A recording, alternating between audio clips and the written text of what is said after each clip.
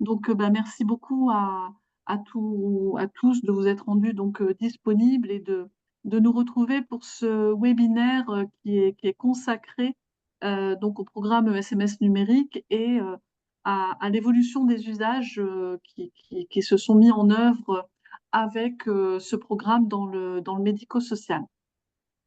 Alors, Sarah, je viens que tu passes. Voilà, donc ce webinaire est un webinaire terrain, c'est un retour d'expérience. On l'a voulu effectivement en retour d'expérience terrain.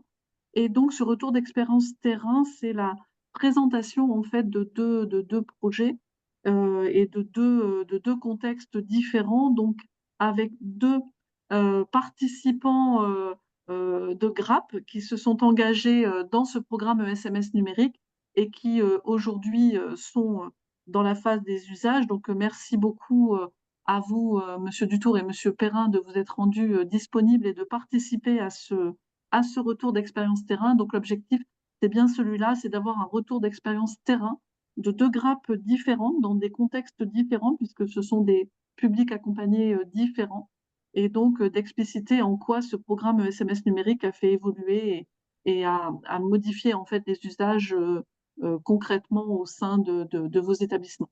Un petit rappel de fonctionnement, donc micro, caméra coupée pour que ça soit facilement lisible. On va vous proposer une séance de questions-réponses prévue à la fin de la présentation. Donc, vous pourrez poser vos questions dans le chat et nous y répondrons.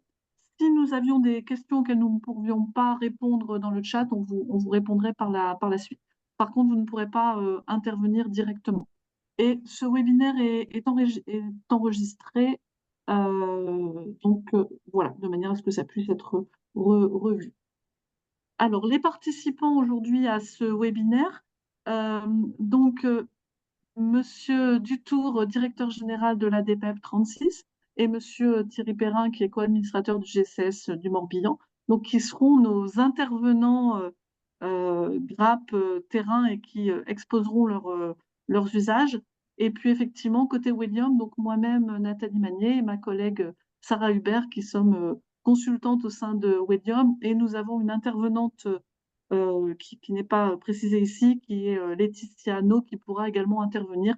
Mais comme toujours, on peut faire appel à un ami, donc ce sera Laetitia dans le cadre de ce webinaire. Alors pour démarrer, on vous propose une petite présentation de William. Alors rassurez-vous, on ne va pas passer beaucoup de temps sur William. Simplement, pour préciser, plusieurs d'entre vous, des participants aujourd'hui et des spectateurs, nous connaissent, mais ce n'est pas forcément le cas de tout le monde.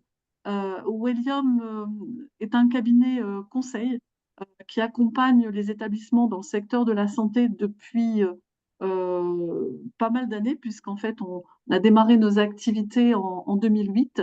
Donc, nous intervenons exclusivement dans le secteur de la santé.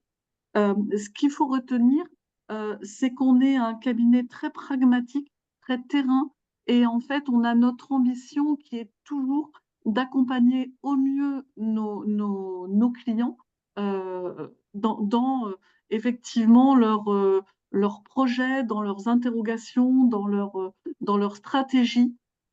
Et donc, depuis 2008, on a accompagné beaucoup de clients, que ce soit du sanitaire ou du médico-social. Depuis 2021, beaucoup de médico-social avec l'engagement dans le programme SMS numérique. Et il faut retenir qu'on accompagne à peu près 400 missions par an. On est une équipe de consultants, de 50 consultants experts dans le domaine de la santé. Alors, Sarah, tu peux peut-être passer.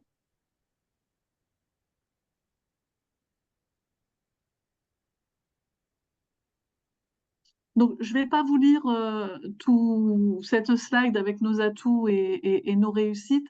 Ce qu'il faut simplement retenir, et c'est important, c'est que dans le cadre du Ségur, on a accompagné dans le secteur du médico-social plus de 150 GRAP depuis le démarrage du programme SMS numérique. Donc, on accompagne également les établissements sur le volet sanitaire du Ségur. Mais depuis 2021, on a accompagné plus de 150 GRAP sur l'ensemble du parcours, ou en tout cas du déroulé de ce programme, que ce soit depuis les candidatures jusqu'à l'atteinte des cibles d'usage, que ce soit sur les secteurs publics, privés, lucratifs ou privés effectivement non lucratifs. Donc on a aujourd'hui une bonne connaissance en fait de ce sujet, et c'est pour cela qu'on souhaitait vous faire part de ce retour d'expérience. Donc vous verrez dans ce slide quelques-unes de nos références. Donc c'est pas, on n'a pas l'ensemble de nos références, mais voilà, quelques-unes de nos références que l'on a souhaité vous partager. Et avant de donner la parole à nos témoins, nos grands témoins du jour, on voulait revenir quelques minutes sur le programme SMS numérique. Alors, la majorité d'entre vous, euh, on imagine bien, connaissent ce programme, mais c'est peut-être pas le cas de tout le monde. Donc, l'objectif n'est pas effectivement d'emboliser sur ce programme, mais simplement pour partager les mêmes éléments. Ce programme SMS numérique, en fait, c'est un grand plan d'investissement pluriannuel, puisqu'il a démarré en 2021 avec les deux premières phases d'amorçage, et il va se terminer alors c'est plutôt 2026, mais il y aura peut-être des remontées qui se feront également sur du 2027. Euh, il est très important ce programme parce que autant dans le secteur du sanitaire, on a eu beaucoup de programmes d'accompagnement à l'évaluation, enfin à l'évolution, pardon, de la maturité des structures sanitaires, notamment dans le volet du numérique. On a eu pour le sanitaire, pour ceux qui sont sur ces sujets-là depuis pas mal de temps, des programmes depuis Hôpital 2008, Hôpital numérique, Hôpital 2012, Hôpital numérique, Open. Mais dans le domaine du médico-social, on était vraiment en attente d'un grand plan d'investissement. Et ce plan est arrivé avec le Ségur, puisque le Ségur a mis, tu peux passer à la slide suivante, peut-être Sarah. Le Ségur a donné un financement de 600 millions d'euros pour accompagner les établissements médico-sociaux dans l'évolution de leur maturité et dans l'intégration justement des volets numériques. Donc en réalité, ce programme a été doté de 630 millions d'euros puisque la première phase d'amorçage était constituée de 30 millions d'euros de la CNSA. Rassurez-vous, je ne vais pas vous lire tout ce slide. Simplement pour comprendre la logique de ce programme, ce programme a une logique de grappe, euh, puisque l'objectif à travers ce programme, c'est d'embarquer un maximum d'établissements du médico-social, euh, dans l'idéal d'embarquer l'ensemble des établissements médico-sociaux. Il y a à peu près 33 000 établissements médico-sociaux et sociaux en France, donc ça fait, il y a un public important. Aujourd'hui, après l'année 2023 et donc l'instruction de 2023, on est à peu près à 20 000 établissements embarqués. Donc il en reste quand même encore un certain nombre. Donc une logique de grappe de manière à ce que l'ensemble des établissements puissent aussi bénéficier de la maturité des uns et des autres. Donc l'objectif, c'est bien de candidater pour un ensemble de SMS d'un ou plusieurs organismes gestionnaires différents, puisqu'on constitue des grappes avec des petits organismes gestionnaires où on peut candidater sur un organisme gestionnaire plus important. Donc, à minima pour les projets régionaux ou multirégionaux, 15 établissements, jusqu'à 49 établissements.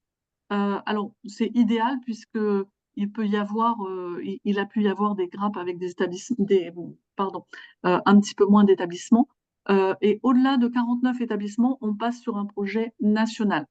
Ces grappes vont avoir un montant de financement alloué qui va être différent en fonction de la situation. Si on est en mise en conformité, ça veut dire qu'on est déjà équipé d'un dossier de l'usager informatisé, mais ce dossier ne répond pas aux attendus nationaux et notamment n'intègre pas tous les services SOC. Dans ce cas-là, on est financé pour ce qui s'appelle une mise en conformité.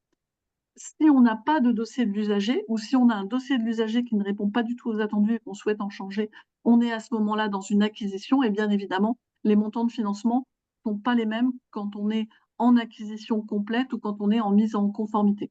Il est possible, il a été possible depuis le démarrage et il est possible de pouvoir avoir des GRAPS qui s'appellent mixtes, à la fois mise en conformité et acquisition.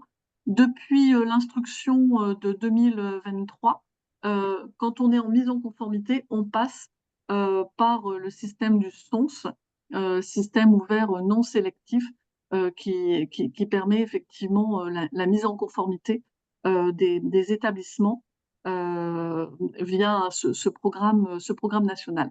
Ce qu'il est attendu, c'est que les éditeurs soient certifiés Ségur. Alors, sur la base du VSR 1, donc pour les premiers, on est maintenant engagé pour les éditeurs sur une certification V2. Ce qu'il faut savoir, c'est qu'on est sur des instructions annuelles. Donc aujourd'hui, à 2024, on a eu la sortie de la dernière instruction 2024.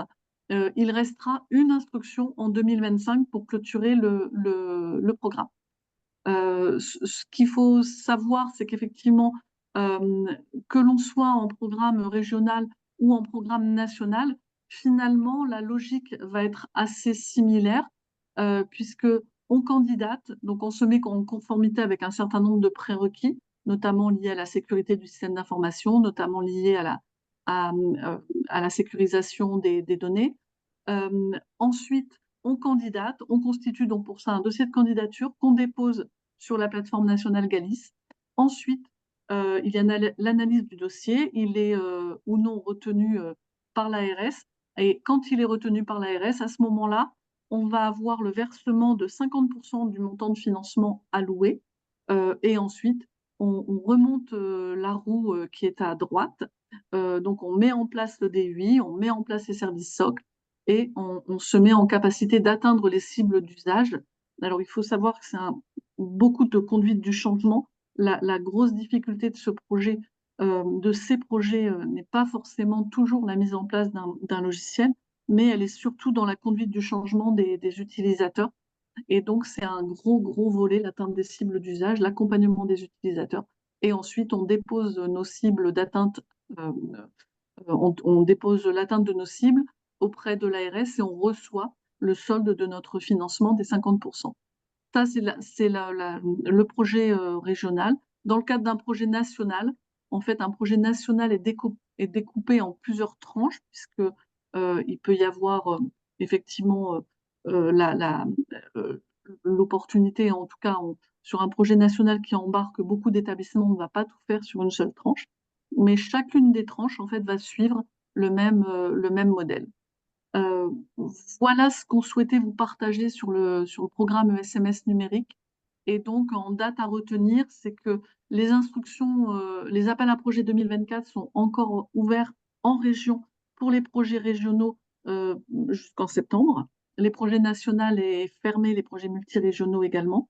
Et il restera une instruction pour ceux qui n'auront pas pu candidater précédemment. Il restera une instruction très certainement qui sortira fin janvier, début février 2025.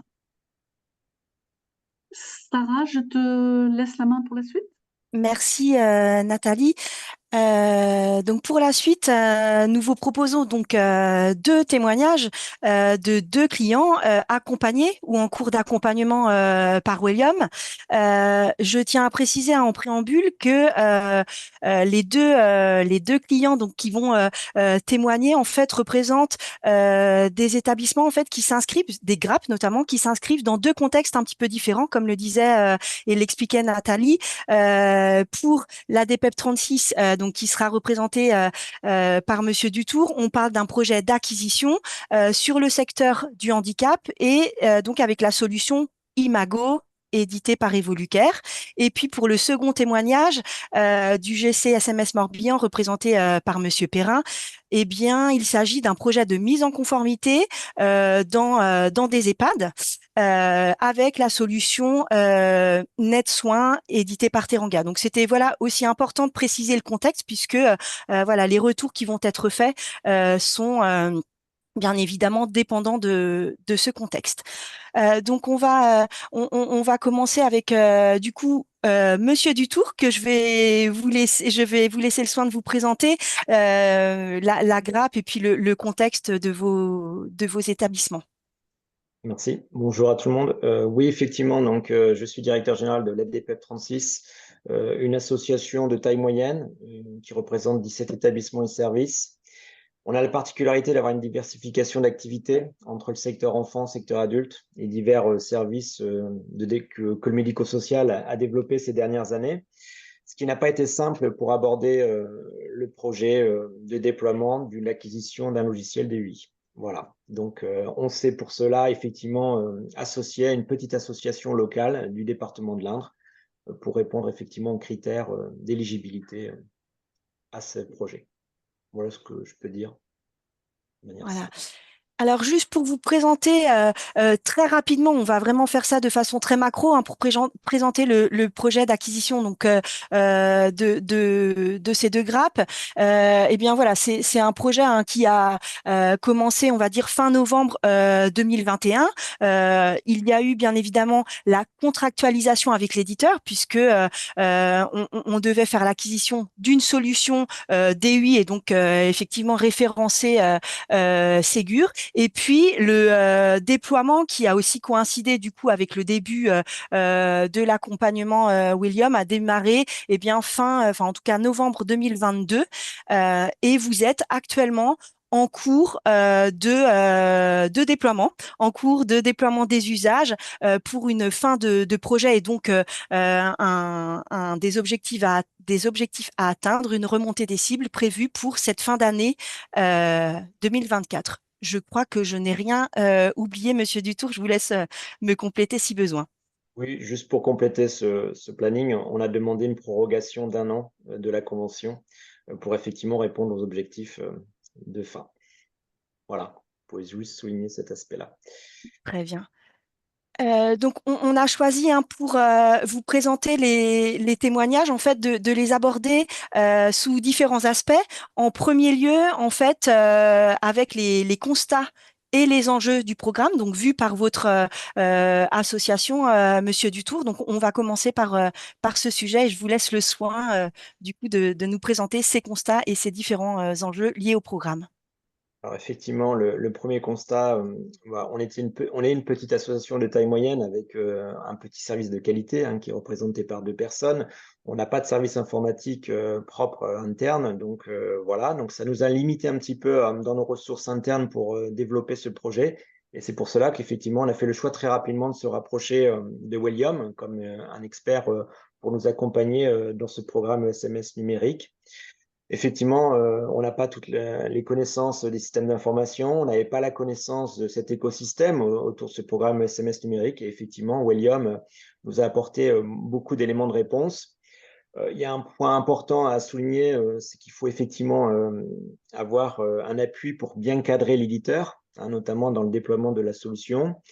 Il faut aussi avoir des liens réguliers avec l'ARS, donc remonter à chaque fois les bonnes informations, répondre aux bonnes questions de la ARS, suivre régulièrement les réunions mensuelles de la part des services SMS numériques.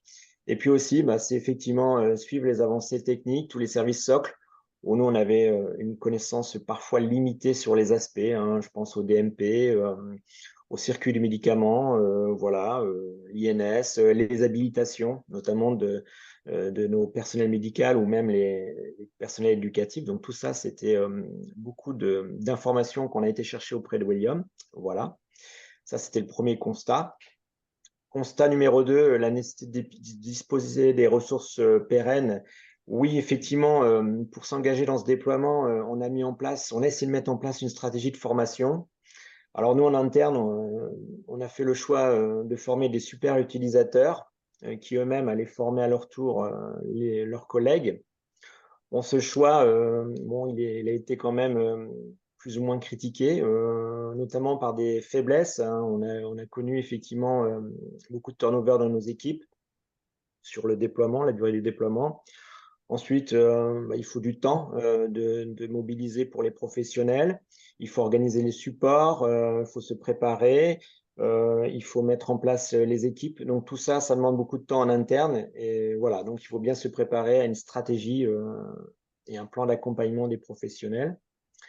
Donc voilà, ça c'est important. Un autre constat qu'on a fait au cours du déploiement, on avait un petit peu sous-estimé l'analyse un petit peu des pratiques du terrain avant de déployer ce logiciel.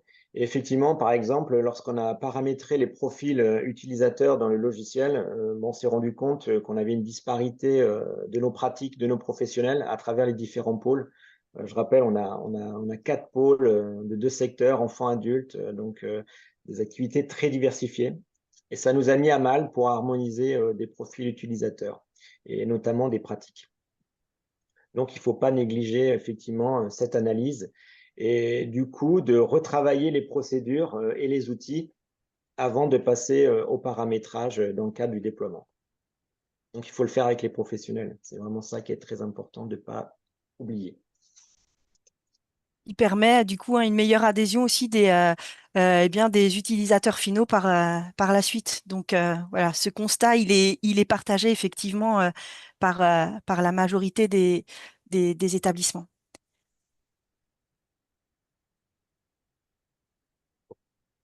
Ensuite, c'est ça, Monsieur Dutour.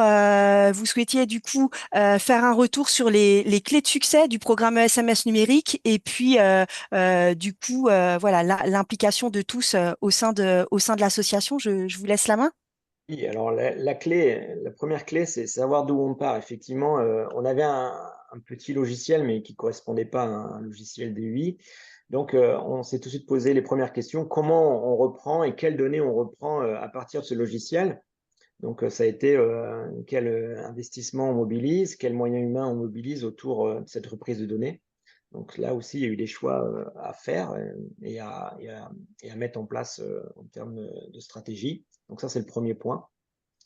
Voilà. Je rappelle, effectivement, analyser les pratiques. Oui, il faut faire un audit de nos pratiques pour mieux utiliser demain ce nouveau logiciel. Ça, c'est clair aussi. Après, la clé numéro 2, adapter les outils aux spécificités de chaque structure. Oui, il faut se reposer les bonnes questions autour du paramétrage pour mettre en lien avec les pratiques professionnelles. Tout ça, c'est pour mieux utiliser le logiciel par les professionnels, parce que si ça devient une surcharge, effectivement, on a plutôt de la réticence. Donc, il faut essayer de bien expliquer l'intérêt pour les professionnels d'utiliser ce nouveau logiciel et de faire valoir ces nouvelles technologies et ces nouvelles avancées. Voilà, donc ça, c'est important. Autour notamment du PPA, par exemple, montrer que ce n'est pas une surcharge, mais au contraire une facilité d'utiliser le DUI pour travailler les PPA, par exemple. Et un point important, la clé numéro 3, oui, c'est communiquer pour mobiliser. Il faut le faire avec les professionnels pour faciliter l'accompagnement au changement. Oui, il faut un vrai plan d'accompagnement des professionnels et bien le travailler, prendre le temps de le faire. Il faut à chaque fois qu'on met en place un paramétrage ou une nouvelle version du logiciel, eh ben, faire effectivement le temps de l'information et le temps d'échange avec les professionnels pour faire remonter les réalités du terrain. Ça, c'est très important pour éviter qu'on ait une perte de sens pour les professionnels. Ça, ça a été souvent soulevé par mes collègues. Effectivement, toujours faire correspondre les besoins du terrain et les fonctionnalités de ce logiciel. Voilà. Et puis après, la principale clé, bah, c'est le temps. Ça prend beaucoup de temps et il faut laisser le temps aussi aux professionnels de s'approprier, de se former et d'utiliser le logiciel dans les objectifs attendus. Donc voilà, donc si on ne laisse pas suffisamment de temps pour tout ça, ça ne fait pas une réussite attendue. Voilà les 3 clés que j'ai pu un peu soulever pour éviter de reproduire nos erreurs. Et enfin, au niveau donc des résultats donc du programme SMS dans le cadre de votre projet. Donc encore une fois, hein, vous êtes en cours de déploiement. Les objectifs sont voilà en cours d'atteinte, on va dire. Et donc voilà, je vous laisse le soin de repréciser un petit peu voilà les points clés, les jalons, on va dire, qui composent ce projet dans votre asso. Effectivement, toute la première partie on va dire, de gestion des habilitations, toutes les formalités administratives avec l'accompagnement de William, on a plutôt bien avancé sur ces étapes préalables. Après, effectivement, quand la reprise de données a été plutôt bien réussie, par contre, quand on est tombé dans le vrai paramétrage du logiciel, faute d'avoir fait une analyse bien poussée du terrain et de nos pratiques avant de démarrer ce logiciel, on a perdu du temps. Quand il a fallu mettre en place les services socles, là aussi, je prends l'exemple aussi des boîtes mail organisationnelles pour ensuite communiquer demain avec le DMP. Là aussi, on a mis du temps et heureusement que William nous a soutenus pour pas perdre mon équipe, hein, par exemple, en interne, hein, qui commençait à perdre un peu courage. Donc tout ça, ça nous a fait perdre du temps. On a demandé une prorogation d'1 an. Et effectivement, maintenant, on est dans la mise en application des usages autour du DMP, de la MMS, effectivement, où là, ça se fait, entre guillemets, petit à petit, mais on a des indicateurs qui sont suivis mensuellement et qui, pour l'instant, on constate une évolution favorable pour atteindre les objectifs en fin d'année. Donc voilà, donc, on espère bien finir fin 2024. Très bien. Merci beaucoup, Monsieur Dutour. Je ne sais pas si Laetitia, tu souhaites compléter le témoignage puisque c'est toi, hein, ainsi qu'Estelle Génoin qui ont accompagné et qui continuent d'accompagner l'association Ouais, non, sur ce programme. Monsieur Dutour a bien résumé, ça prend du temps et il faut pas brusquer les professionnels, il faut vraiment écouter le terrain. Et donc là, on est dans la dernière ligne droite sur la mise en œuvre des usages et on va y arriver. L'objectif, c'est d'y arriver pour l'automne de cette année. Merci, Monsieur Dutour. Je vous propose maintenant donc de revenir sur le témoignage donc de Monsieur Perrin et donc du GCSMS Morbihan donc que j'ai accompagné avec mon collègue Gilles Marconnet également en début de programme. Je vous laisse Monsieur Perrin vous présenter et puis présenter les établissements qui composent le groupement. Très bien, merci pour votre invitation. Donc, nous, effectivement, au sein du GCSMS du Morbihan, qui a été constitué en 2019, on a donc eu cette possibilité de participer au programme SMS numérique. Et dans le GCSMS, en fait, on a 23 finesses qui sont essentiellement des EHPAD, donc fonction publique hospitalière et donc avec un statut autonome. La particularité, c'est qu'on est répartis sur l'ensemble du territoire du Morbihan, donc c'est vraiment un groupement à l'échelle du département, donc avec des distances. Et pour cette grappe, quasiment tous les établissements y ont participé, sauf deux. Un qui était plus proche finalement d'une autre grappe en Ille-et-Vilaine, et un autre établissement qui n'avait tout simplement pas la même solution en termes de logiciel, donc de DUI. Donc, c'est vrai que la petite différence par rapport à l'autre expérience, c'est que nous, déjà, tout le monde avait le logiciel NetSoin et parfois, pour certains, depuis plusieurs années. Donc, une bonne connaissance du DUI. Et donc, c'était assez naturel de vouloir monter en gamme puisque c'est bien le principe d'aller plus loin que l'utilisation classique du quotidien et de pouvoir répondre aux exigences du programme, notamment avec la mise en place des outils socles. Donc, au niveau de la temporalité hein, pour votre projet, Monsieur Perrin, c'est un projet qui voilà avait débuté, enfin en tout cas on va dire a débuté en septembre 2022 avec la signature de la convention avec l'ARS. Alors il y a eu quelques, enfin en tout cas la dernière signature c'était celle de septembre 2022. Ensuite le déploiement qui a correspondu donc avec le début aussi de l'accompagnement William a démarré en janvier 2023. Retenir que donc voilà pour vous il s'agissait de mettre notamment en place les services socles que sont la messagerie sécurisée de santé et le DMP et donc tout ça a eu lieu plutôt sur le deuxième semestre 2023. Et puis, eh bien, nous avons pu, enfin, vous avez pu atteindre les objectifs tous ensemble, eh bien, à fin février 2024, donc dans les délais impartis aussi et établis avec l'ARS Bretagne. Oui, puis peut-être juste même préciser qu'on n'avait pas été retenu sur C'est ça. la première mouture de l'appel à projet. Et comme on était convaincu qu'il y avait beaucoup de sens, Vous on n'avez s'est rien lâché. représenté, c'est ça, on n'a rien lâché, et s'est représenté une deuxième fois, et c'est là où on a été retenu, effectivement. Voilà, c'est pour ça que je précisais la deuxième signature. Enfin voilà, il y a eu un premier essai et puis en tout cas, ça a été définitif en septembre 2022. Donc, comme pour le premier témoignage, on a choisi de vous présenter les constats et les enjeux du programme, donc qui vont aussi différer du premier témoignage puisqu'on est dans un autre contexte. Je vous laisse le soin, Monsieur Perrin, de mentionner ces constats et ces enjeux. Oui, très bien.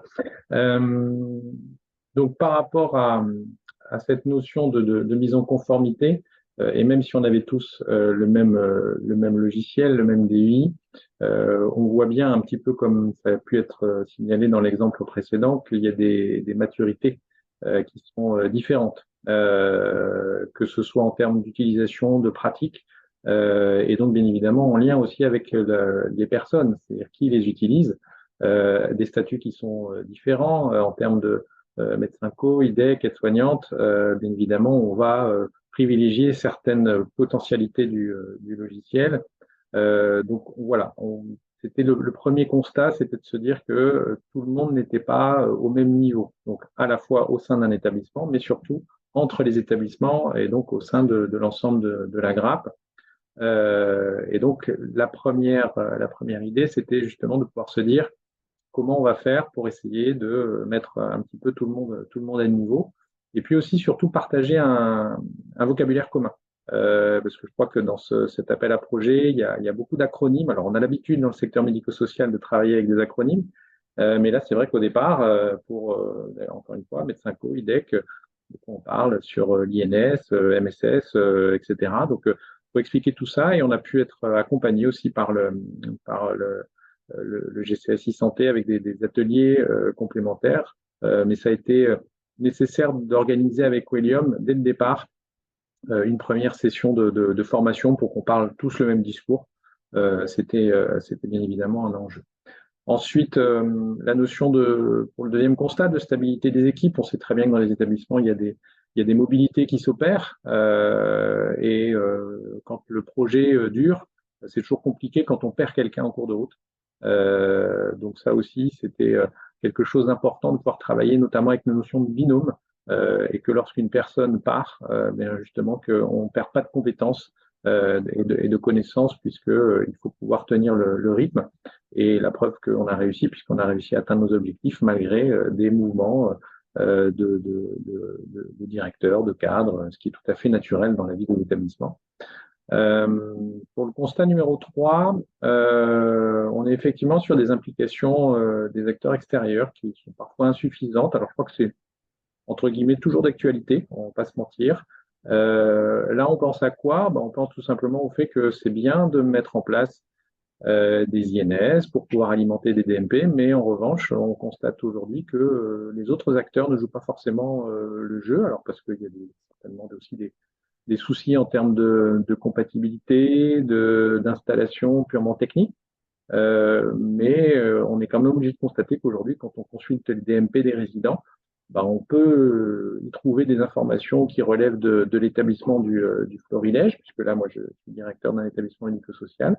Mais malheureusement, on aimerait y trouver aussi d'autres comptes rendus d'hospitalisation ou de radiologie, etc. Donc, c'est un élément qui est en cours, donc on sait très bien que le train est en marche et on ne désespère pas.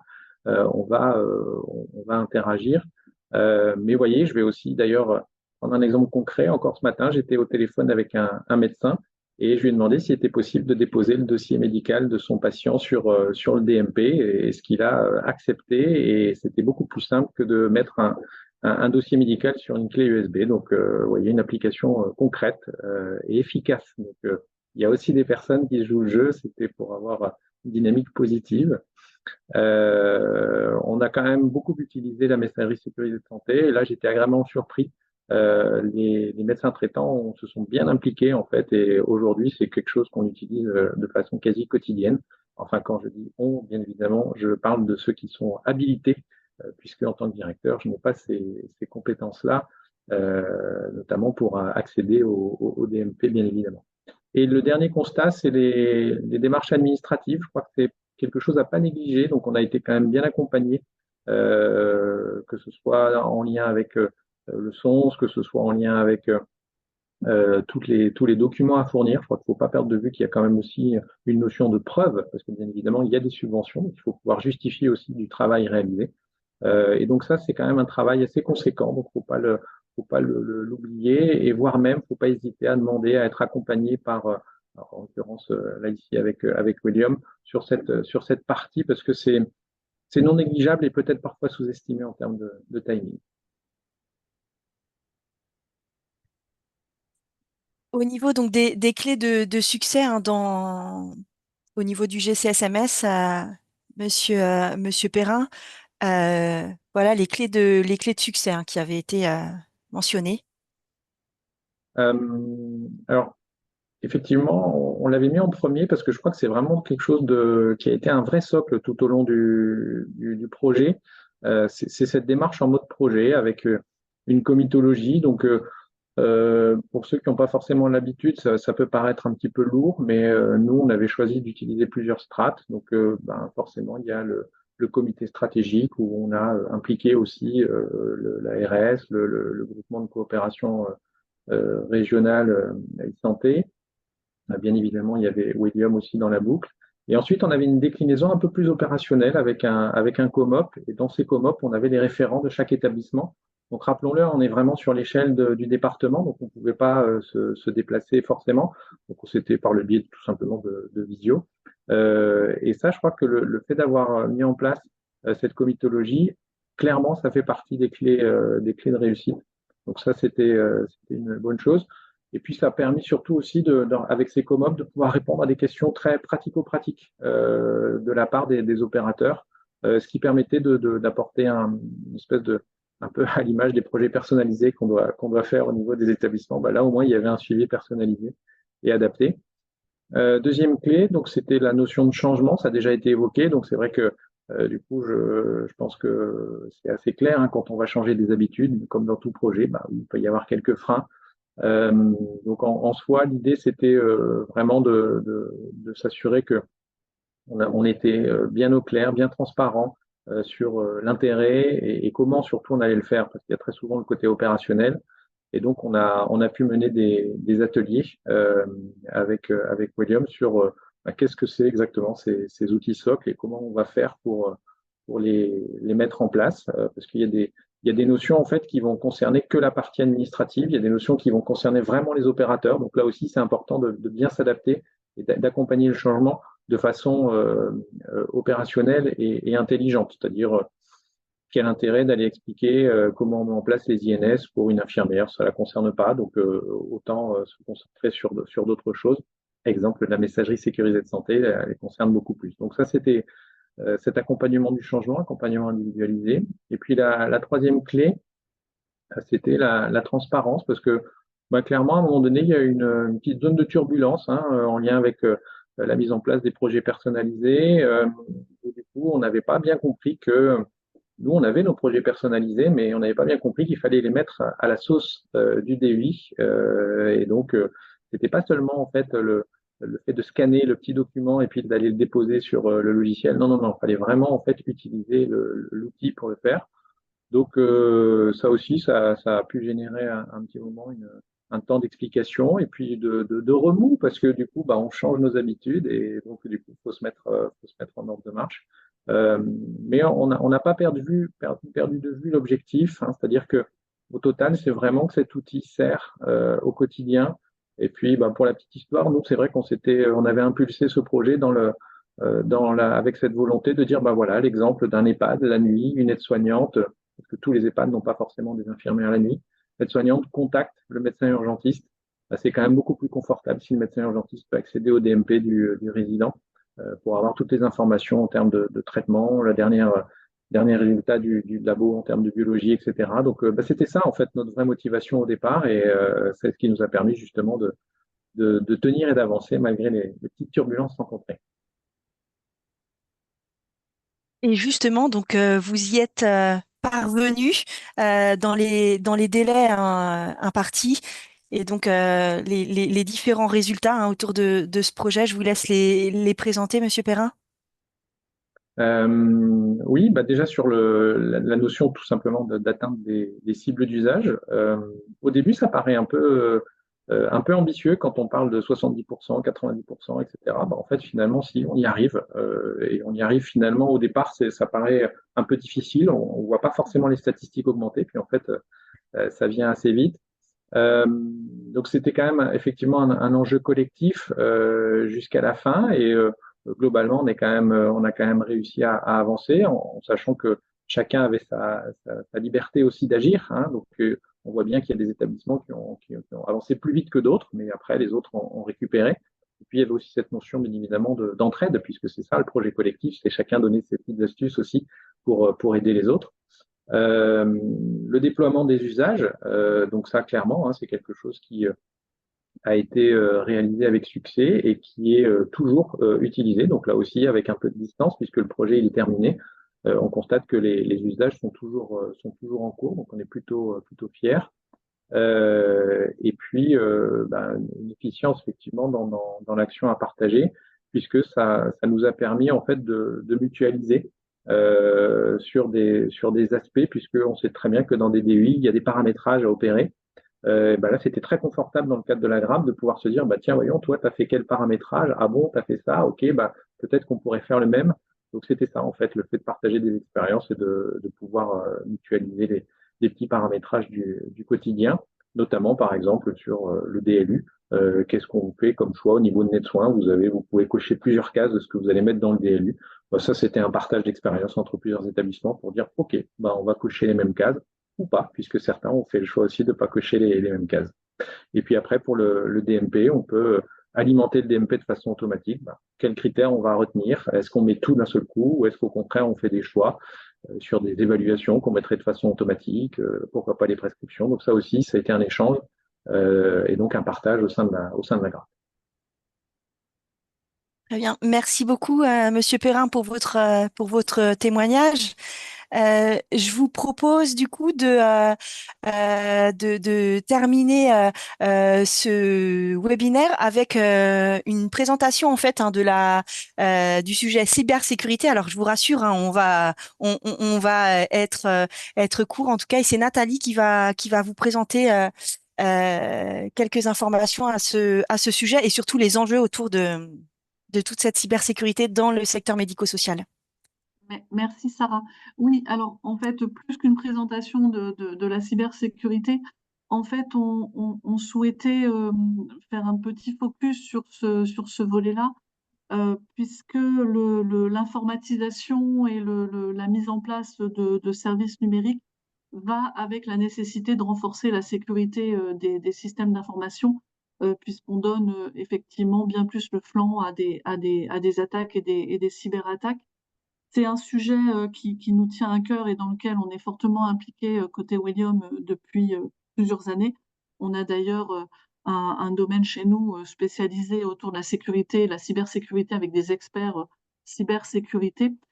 C'est important aussi pour nous, d'autant qu'on a rejoint le groupe DocaPost depuis maintenant quasiment une année et en tant que tel, on est à part entière entité de la Poste Santé Autonomie et ces sujets-là sont vraiment des sujets très très importants.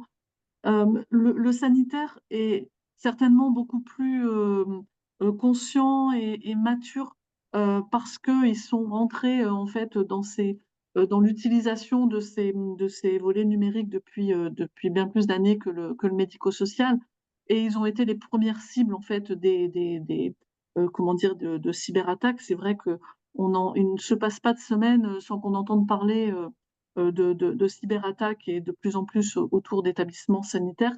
Mais il faut savoir que de plus en plus, les établissements sociaux, médico-sociaux sont également la cible d'attaques de cybercriminels. On a beaucoup d'exemples depuis maintenant 2 ans, 3 ans de cyberattaques.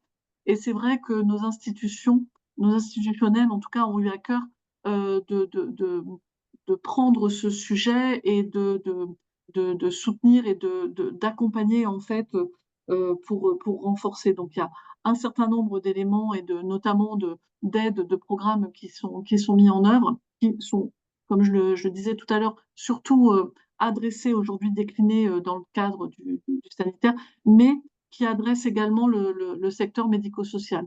Alors, le secteur médico-social est effectivement moins en avant et moins mature sur ce volet-là. Néanmoins, ce sont des sujets qui commencent vraiment à être bien pris en compte, et notamment, ce qu'il faut noter, c'est que dans le cadre du programme ESMS numérique, sur les premières instructions, on était beaucoup moins rentré en fait sur ces attendus en termes de cybersécurité.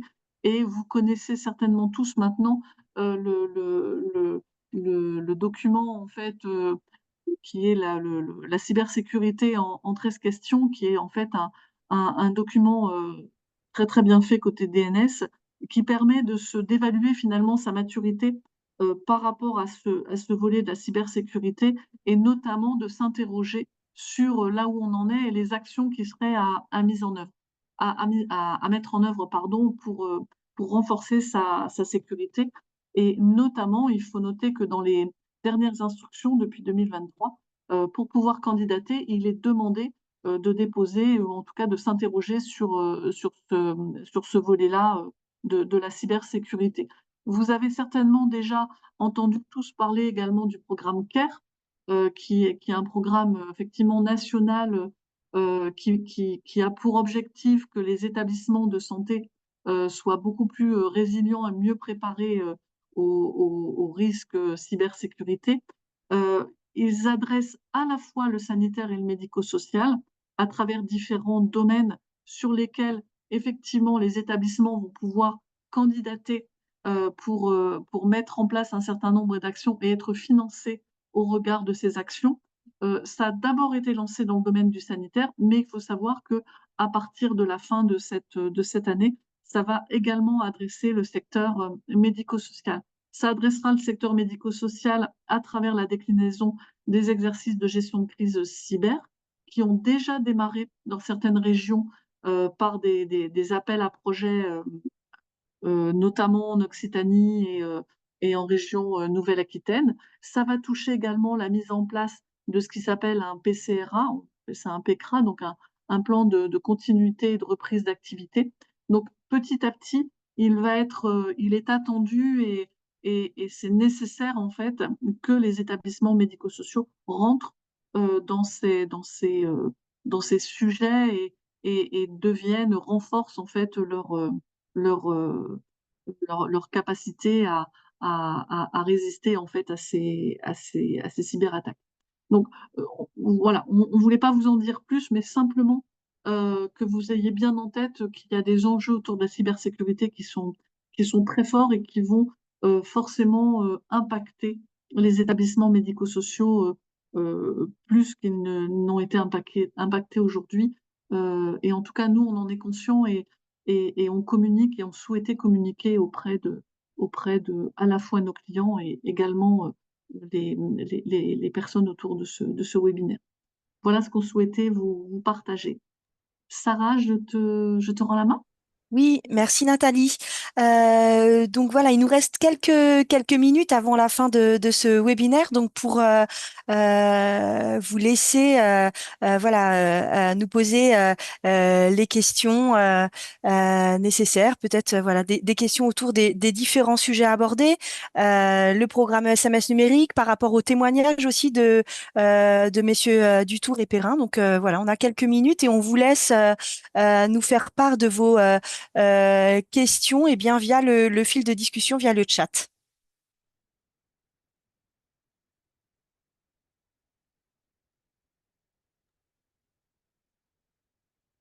Bon, pour l'instant, pas de questions. C'est Non, que c'est pas de questions pour très l'instant. clair. Tout est clair. pour l'instant. Voilà, et comme le précisait Nathalie, de toute façon, le support vous sera remis à l'issue de ce webinaire. Donc voilà, vous aurez euh, toute la liberté de nous adresser hein, les questions un petit peu plus tard. Oui, Madame Brien, je crois. Alors, Oui, c'est ça. Alors, c'est via le fil de discussion. Du coup, si vous pouvez nous adresser votre question par écrit.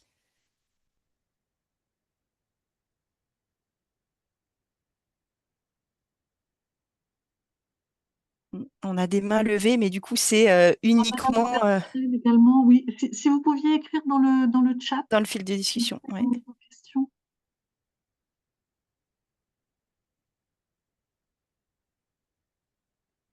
Alors, j'espère qu'il n'y a pas de problème d'écriture. Oui, d'écriture.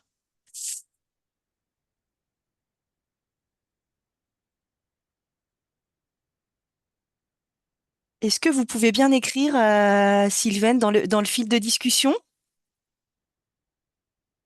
J'espère qu'il n'y a pas de soucis techniques. Sinon, ça va être limité. Je ne vois rien qui s'inscrit. Ouais.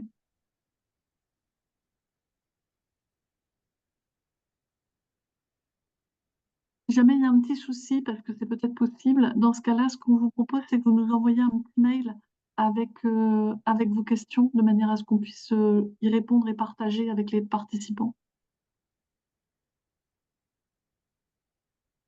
Mm. Ouais, alors je pense qu'il doit y avoir un souci pour le... Je pense qu'il y a un souci d'écriture, du coup, sur le chat, parce que... Ah, si, attendez. Test question. Merci, Monsieur Perrin. Donc, ça a l'air de fonctionner pour Monsieur Perrin. Euh, Madame Brien, du coup, est-ce que vous pouvez réessayer de saisir votre question?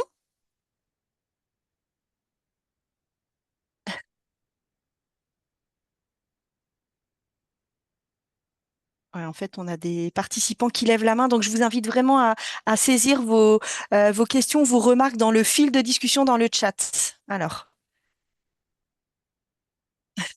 ça a l'air de marcher, mais c'est- merci pour vos nombreux tests.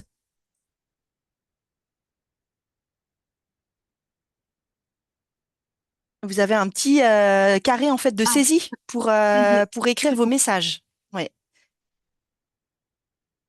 c'est bon. Alors on attend vos questions avec impatience.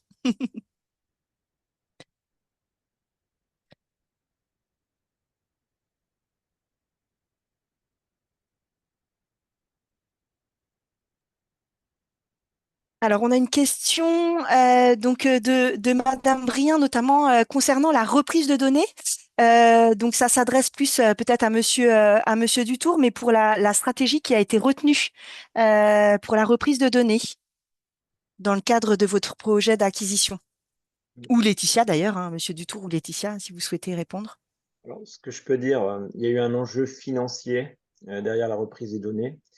C'était soit effectivement on demande à l'ancien éditeur de nous donner l'ensemble des données compatibles en termes de fichiers pour être récupérés par le nouveau logiciel, ou alors on saisissait à la main avec on a par exemple recruté quelqu'un en CDD pour surcroît et notamment. Donc on a fait un compromis entre un renforcement administratif pour faire de la saisie manuelle et une reprise de fichiers. Mais il y a eu un enjeu financier autour de cette thématique. Oui, et puis on a saucissonné, si je puis dire, le périmètre. On a fait une première partie, évidemment, sur les usagers. Puis la partie document a été reprise dans un deuxième temps. Mais c'est vrai qu'il y a eu un gros complément, un gros travail de l'équipe de Monsieur Dutour pour la saisie manuelle et la vérification, on peut le dire. Parce que la reprise automatique, c'est pas magique, quoi. Voilà. Très bien, merci beaucoup. On avait aussi une question du coup sur les apports concrets en fait pour les personnes accompagnées dans le cadre de ce programme et donc des usages pardon, mis en œuvre.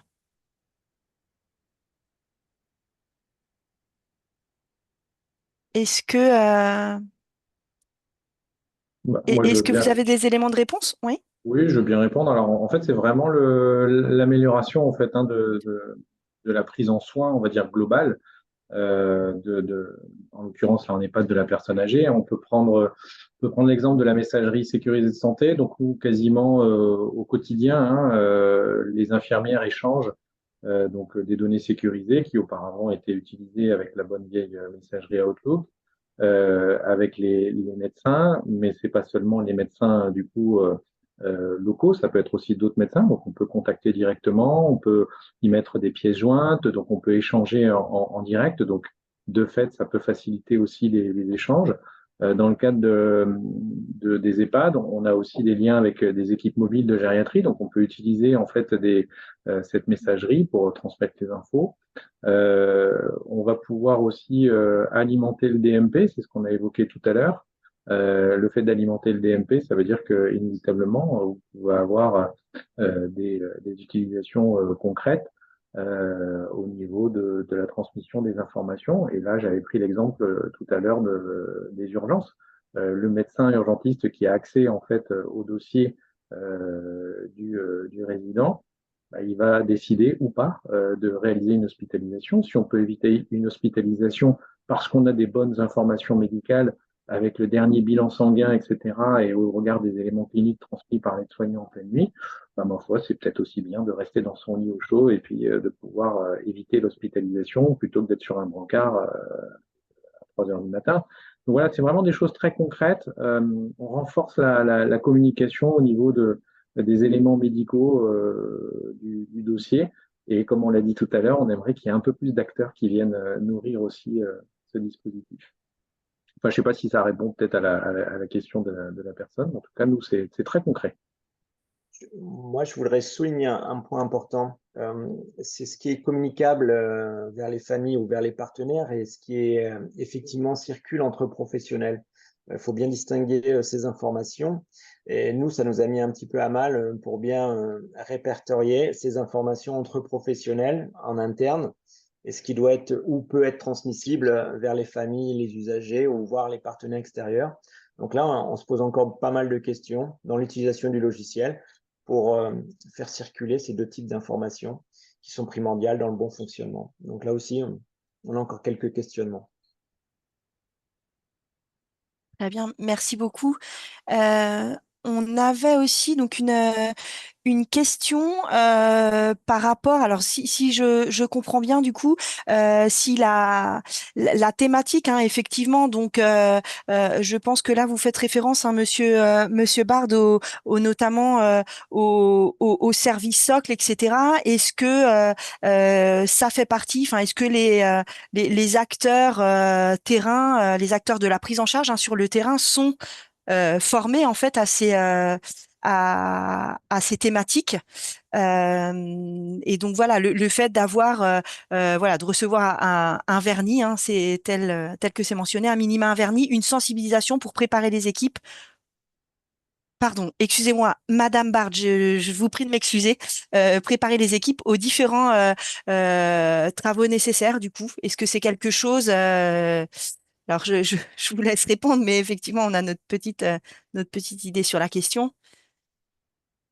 C'est très important de mettre beaucoup de pédagogie autour du déploiement. Donc à chaque fois, faire de la sensibilisation, de l'information et que ça fasse sens après dans leur pratique au quotidien. Sinon, effectivement, ils n'adhèrent pas à la nouvelle utilisation de ces modules. Donc oui, il faut préalablement faire ces temps-là. Et c'est vrai, Monsieur Perrin, vous l'aviez précisé, c'est important de le faire vraiment en amont, en fait, vraiment au tout début du déploiement pour, voilà, on l'a vu, il y a une maturité qui n'est pas forcément la même chez tous les acteurs, dans tous les établissements, et de les sensibiliser assez rapidement sur ces sujets, de leur expliquer ce que sont les services socles et les enjeux. Et on le voit, c'est vraiment, ça prend du temps. Ça se met pas en place en 2, 3 semaines. Ça prend du temps pour que tout le monde adhère. Et encore une fois, vous le précisiez aussi, ce n'est pas que du fait des interlocuteurs dans les établissements. Il y a aussi les interlocuteurs, enfin l'écosystème, les libéraux, l'hôpital, par exemple dans le cas du GCSMS du Morbihan, l'hôpital de référence, etc., qui aussi peuvent, en tout cas, ça prend du temps aussi d'instaurer ces circuits dans l'écosystème. Donc, Et on peut rajouter aussi qu'en fonction des régions, il y a des ateliers qui sont proposés par tout les à GRAD et fait. les ARS et qui sont Voilà. vraiment très aidants pour justement rajouter ce vernis sur ces sujets des services socles. Effectivement. Dans le cas de vous, Monsieur Perrin, il y a eu des ateliers menés par nos soins et également, je tiens à le préciser, de nombreux ateliers sur les services socles par le GCS Santé Bretagne, effectivement, à plusieurs. D'ailleurs, on a refait aussi des points complémentaires et ça, c'était aussi hyper important. Et aussi des formations souvent complémentaires de la part des éditeurs sur des sujets je pense notamment au projet personnalisé qui était le sujet vraiment, on va dire, d'alerte un petit peu au niveau des indicateurs. Et il y a eu des formations complémentaires aussi organisées sur ces sujets-là. Oui, de toute façon globale, en fait, je ne sais pas si ça répond à la question de Madame Bard, puisqu'elle parle vraiment de gestion et de pilotage Mode projet. en mode projet. C'est clair que les trois grands axes classiques qu'on va retrouver dans beaucoup de projets, que sont finalement la gouvernance, la stratégie et la communication, ben, clairement, c'est trois piliers qui sont hyper importants. Et c'est vrai qu'avant de se lancer, forcément, c'est vrai que là, on voit le projet, ça y est, tout est déposé, tout est fait, etc. Mais c'est clair qu'en amont, et notamment par rapport à l'élaboration du cahier des charges, pour que du coup on soit retenu au niveau de l'appel à projet. Il y a aussi toute une préparation en termes d'autodiagnostic. Il y a des autodiagnostics qu'on peut faire aussi avec l'ANAP. Nous, je sais on les avait mis exprès dans le cahier des charges pour montrer un petit peu la maturité au niveau du système d'information. Il y a cette analyse en fait qui permet aussi de comprendre que du coup, bien évidemment, c'est un état des lieux. Et ensuite, après, avec cet état des lieux, on va se rendre compte finalement de la distance qui nous sépare de l'enjeu. Et c'est grâce à ça. Et c'est pour ça qu'on avait fait au départ ces ateliers un petit peu pédagogiques d'explication, de pouvoir dire de quoi on parle finalement, parce que aujourd'hui, c'est clair que ça ne parle pas forcément à tout le monde de parler de MSS ou d'INS ou de DMP pour un professionnel sur le terrain où on ne lui demande pas du tout en fait ces missions-là. Donc, le fait de se familiariser, c'est un gros plus, clairement. Ouais.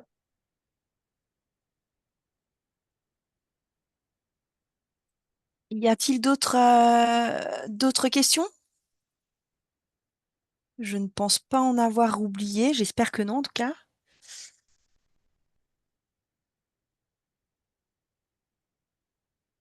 Sinon, je vous propose que l'on s'arrête là. On a à peu près respecté le timing. En tout cas, voilà, on vous remettra le lien vers le replay qui vous sera transmis sur l'adresse mail d'inscription. Et puis, voilà, nous tenions aussi eh bien, à remercier vivement et chaleureusement nos deux clients, messieurs Perrin et Dutour, à qui voilà, on a pris beaucoup de temps. En tout cas, vous avez consacré beaucoup de temps à la préparation de ce webinaire et voilà, ça a été un plaisir et en tout cas constructif de le faire avec vous. Donc, merci encore à vous deux. Et puis, et merci à toutes et tous pour voilà, votre disponibilité. Et voilà, n'hésitez pas à nous solliciter si besoin. Nous vous souhaitons une belle fin de journée. Merci. Merci, au revoir. Au revoir. Au revoir. Au revoir.